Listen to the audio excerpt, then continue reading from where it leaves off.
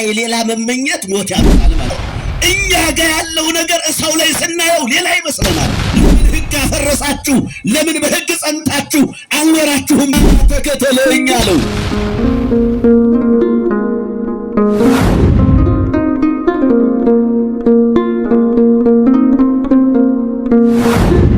ወበሳኒታ ፈቀደ ይሁር ገሊላ ወደ ገሊላ አውራጃ ሲያቀና ሲሄድ አምላካችን እግዚአብሔር ፊልጶስን አገኘው ይላል። እግዚአብሔር ሁላችንንም ያግኘን። እግዚአብሔር ሲያገኘን መልካም ነው። ጎደሏችን ይሞላል፣ ሕይወታችን ይስተካከላል፣ እንባችን ይጣበሳል። ማን ሲያገኘን? እግዚአብሔር ሲያገኘን። የተዋህዶ ልጆች ሰው ቢያገኘን ሰው ቢያየን እያወቀ እንዳላወቀ ሆኖ ያልፈናል። እያየ እንዳላየ ሆኖ ያልፈናል። እግዚአብሔር ግን የማያልፍ አምላክ ነው። ክብርና ምስጋና ለስሙ አመስግኑ። እያየ የማያልፍ አምላክ ትክክለኛውን መንገድ የሚያሳይ ከጨለማ የሚያወጣ በብርሃን እንድንመላለስ የሚያደርግ አምላክ ነው። እግዚአብሔር አይቶ አያልፈንም። ትክክለኛውን መንገድ አሳይቶን በሕይወት እንድንኖር አድርጎን ነው እግዚአብሔር የሚያልፈን። ሰው ግን እያየ እንዳላየ ይሆናል፣ እያወቀ እንዳላወቀ ይሆናል። ታዲያ አምላካችን እግዚአብሔር ይህንን የታደለውን ሐዋርያ ፊልጶስን አምላካችን እግዚአብሔር በመንገድ ላይ አገኘው። ዝም አላለውም፣ አናገረው። እግዚአብሔር በሕይወታችን ሁላችንንም ያናግረን። አናገረው፣ እንዲህ አለው፣ እንዲህ የሚል ቃል አናገረው። ና ተከተለኝ አለው። ምን በለኝ አለው? ና ተከተለኝ አለው። ና ተከተለኝ ብሎ ያስተማረው አንድ ቃል ነው። ስንት ቃል ነው ያልኳችሁ? በጣም የሚገርም ነው። አንድ ቃል ነው ያስተማረው። አንድ ቀን አንድ ደቂቃ ያልሞላ ቃል ነው ና ተከተለኝ የሚለው ቃል። እኛ በጣም ብዙ ዘመን ተምረናል አይደለም? በአንድም በሌላም ቤተክርስቲያን አስተምራናለች። ሕይወት አስተምሮናል። ተፈጥሮ አስተምሮናል። በሕይወታችን ያለው ነገር ሁሉ አስተምሮናል። ግን መመለስ ያቅተናል። ግን ማየት ያቅተናል። ግን ከእግዚአብሔር ጋር መኖር ያቅተናል። በእውነት በሕይወታችን ሁሉ ከእርሱ ጋር በነፍስ በሥጋ በሰማይ በምድር ከእርሱ ጋር እንድንኖር የእርሱ መልካም ፈቃድ ይሆንልን። ታዲያ አምላካችን እግዚአብሔር አንድ ቃል ና ተከተለኝ ሲለው ሐዋርያው ፊልጶስን አላንገራገረም፣ ምክንያት አላደረገም። እኛ ስንጠራ ምክንያታችን ብዙ ነው አይደል? ምክንያታችን ብዙ ነው። ቆሙ ስንባል ምክንያታችን ብዙ ነው። ንስሐ ግቡ ስንባል ምክንያታችን ብዙ ነው። ወደ ቤተ ክርስቲያን ኑ ስንባል ምክንያታችን ብዙ ነው። ለመጽደቅ እኮ ምክንያት አያስፈልግም። ያስፈልጋል እንዴ? አያስፈልግም። ወደ ቤተ ክርስቲያን ለመምጣት ምክንያት አያስፈልግም። ስራ ለመስራት መልካም ስራ ለመስራት ምክንያት አያስፈልግም። የተዋህዶ ልጆች ከምክንያት ወጥተን ስራ እንስራ። ምክንያት ደግሞ አያድንም። ምክንያት ያድናል እንዴ? አያድንም። ምክንያቶችን ፈጥረን ወደ እግዚአብሔር ላለመቅረብ ምክንያቶችን ፈጥረን ከቀረን ምክንያቶቹ አያድኑንም። ምክንያቱም አዳም አባታችንን ስንመለከት፣ ሔዋን እናታችንን ስንመለከት ምክንያት አደረጉ። ለምን በደላችሁ? ለምን ዕፀ በለስን በላችሁ?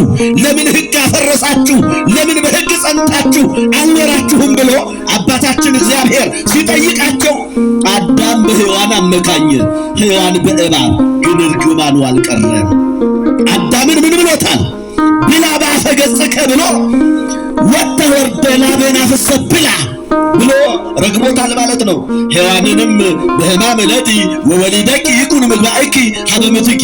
ይሄ ማለት ምን ማለት ነው? በጻር በጋር ውለኪ፣ ከወለድሽ በኋላ ደግሞ መከራውን ረስተሽ ወደ ባለቤትሽ ተመለሺ ብሎ እባብ ሳይቀር እባብም 4 እግር ነበረው ያለው ይላሉ መተርጉማን። ስንት እግር? 4 እግር። አሁን ግን እባብ 4 እግር አለው እንዴ? የለውም እኮ። ለካ ስነ ፍጥረት ሁሉ የእግዚአብሔርን ሕግ መጠበቅ ሲያቅተው የተሰጠው ጸጋ ይነሳዋል ማለት ነው። የቆጡን አወርድ በላ የብብቷን ጣለች። አያችሁ? የራሳችንን ብቻ የተሰጠንን ነው መጠቀም ያለብን። የሌላ ስንመኝ የተሰጠን ጸጋ ከኛ ይነሳል። ያለንን እንኳን ሳንጠቀመው እናልፋለን። ምሳሌ ልንገራችሁ። አንድ ውሻ አጥንት ይዟል። ምን ይዟል አልኳችሁ? አጥንት ይዟል። መቼም ውሻ አጥንት አይተው አያልፍም። እና አጥንት ይዞ በውሃ አካባቢ እንደዚህ ይዞራል። በውሃ ዳር። ውሃ እንግዲህ ፊትን ያሳያል። ንጹህ ውሃ ከሆነ ፊትን ያሳያል። አይታችሁ ታውቃላችሁ መቼስ። ፊታችን እናይበታለን ንጹህ ውሃ ከሆነ። እንደውም ወደ ምስጢሩም ሲገባ ለምስጢሩ ራሱ ውሃን ነፍሳችንንም አይተንበታል። ምናችንን አይተንበታል? ነፍሳችንን አይተንበታል። እንዴት መሰላችሁ ምስጢሩ? በውሃ ነው እንደገና ልጅነትን ያገኘነው። ልጅነትን ያገኘነው በምንድን ነው? በውሃ እነሳክሙ በማይ ንጹሕ ከመ ትንጽሑ ምርኩስክሙ፣ ከበደላችሁ ከኃጢአታችሁ ትነጹ ዘንድ በንጹሕ ውሃ ረጫችኋለሁ አለ። አስቀድሞ በትንቢት ተናግሯል ሕዝቅኤል። እነሳክሙ። ስለዚህ ነፍሳችንን አይተናል። ቀድሞ ያገኘነው ልጅነት ያገኘነውን ክብር ከኛ ተነስቶ ተወስዶ ነበረ። እንደገና ግን እግዚአብሔር ቸር ደግ አምላክ ነውና በማየገቦ በልጅነት ልጆቹ አደረገን። ልጆቹ ያደረገን አምላካችን ክብር ይግባው፣ አመስግኑት። ልጆቹ አደረገን እና ውሃ ነፍስንም ያሳያል ማለት ነው። አይተንበታል። በ40 እና በ80 ቀን የምንጠመቀው በውሃ ነው። ውሃው ግን ማየገቦ ነው። ትኩስ ማየገቦ ምንድነው አልኳችሁ? ትኩስ ማየገቦ በዕለተ ዓርብ ከክርስቶስ ቀኝ ጎን የፈሰሰ ትኩስ ማየገቦ ካህናት አባቶቻችን ጸሎቱን ካደረሱ በኋላ አሐዱ አብ ቅዱስ፣ አሐዱ ወልድ ቅዱስ፣ አሐዱ ውእቱ መንፈስ ቅዱስ ብለው ከባረኩት በኋላ ትኩስ ማየገቦ ይሆናል። በዕለተ ዓርብ ከክርስቶስ ጎን የተገኘ ትኩስ ማየገቦ ይሆናል። በዚያ ነው ልጆቹ ያደረገን፣ በዚያ ነው ያከበረን። ወደ ቀደመ ክብራችን ወደ ቀደመ ማንነታችን የመለሰን በዚህ አይነት መልኩ ነው አምላካችን እግዚአብሔርና የውሻ አጥንት ይዞ በውሃው ዳር ይዞራል። ሲዞር እንግዲህ ውሃ ፊትን ያሳያል ብያችኋለሁ። እንግዲህ ይሄ ውሻ ሲመለከት አጥንት የያዘ ውሻ ያየመሰለው ግን ማን ነው? ራሱ ነው አይደል? አይገርም? እንዲህ አለ። በጣም ብዙ ጊዜ በምድር ላይ እኮ እኛ ጋር ያለው ነገር ሰው ላይ ስናየው ሌላ ይመስለናል። እውነት አሰብ ግን እኮ እኛ ጋር አለ እኮ አጠቃቀሙን ያጣነው ይበቃናል ማለቱን ያጣነው እንጂ እኛ ጋር የለም። እግዚአብሔር ምን ያልሰጠን ነገር አለ? ምን ያላደረገልን ነገር አለ? ስለዚህ አይምሮአችን መንታው አይምሮአችን የሚያመነታው አይምሮአችን ብዙ የሚመኘው አይምሮአችን አልጠግብ የሚለው አይምሮአችን አንድ ሐሳብ ሆኖ የተሰጠውን ጸጋ እንዲጠቀም እርሱ አምላካችን እግዚአብሔር ለሁላችንም ማስተዋሉንና ጥበቡን ያድለን። ይሄ ውሻ ስለዚህ ይህንን አጥንት አስቀምጬ ያን አጥንት ነው ማምጣት ያለብኝ አለ። ያንን ነው መብላት ያለብኝ አለ። አለው እኮ አይበቃውም እንዴ? ተሰጥቶታል እኮ ግን ይሄ አይበቃኝም አለ። አሁን እኮ አለ አይበቃኝም በማለት እኮ ነው ከእግዚአብሔር የምትጣለው። ዓለም የተባልን እኛ የሰው ልጆች ነን፣ በዓለም ውስጥ የምንኖር። አይበቃንም ስንል ከእግዚአብሔር እንጣላለን። አልጠግብ ስንል ከእግዚአብሔር እንጣላለን። ይሄ ውሻ አይበቃኝም ማለትና አስቀምጦ፣ አይበቃኝም ማለት ግን ሞት ያመጣል። አይበቃኝም ማለት ግን ያለንን ያስቀማናል። ሳንጠቀመው እናልፋለን ማለት ነው። ከዚያን በኋላ ያንን አጥንት አስቀመጠና ሌላውን አጥንት እፈልጋለሁ አለ። ሌላ አጥንት ግን አላየም። ሌላ ውሻ ግን አላየም። ስለዚህ ያንን አስቀምጦ ወደ ባህሩ ገባ።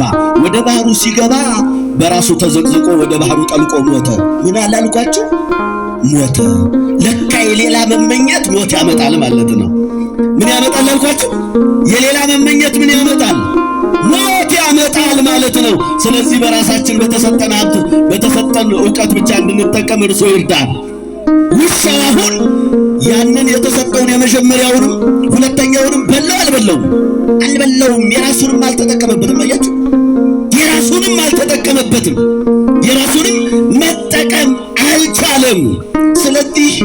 ስለዚህ እባብ 4 እግር ነበረው። ያ 4 እግሩ ምን አለው ይላሉ መተርጉማን? ተነሳው። አያችሁ? ሌላ ስንፈልግ ጸጋ ይነሳናል። በእኛ ምክንያት ምድር እንኳን ለይቁል ቢኪሶ ቋሜ ከላ ምድር እንኳ ሳትቀር ተረገመች። ለካ ሰዎች ምድርን ያስረግማሉ። ሰላም እግዚአብሔር ከሁላችን ጋር ይሁን።